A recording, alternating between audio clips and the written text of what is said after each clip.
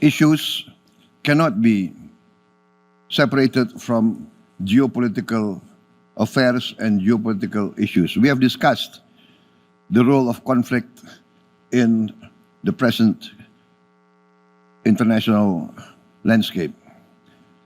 Indonesia supports the global South, and we also urge all countries of the G20 to address the issue of conflict.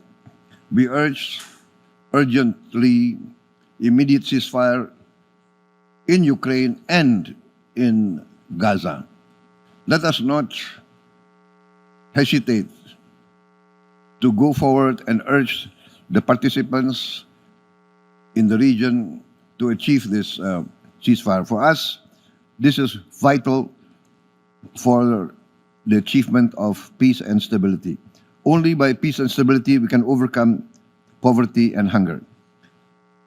We also urge countries of the G20 to use their collective strengths to strengthen multilateral efforts on this issue. Thank you. Download Tribun X sekarang. Menghadirkan lokal menjadi Indonesia.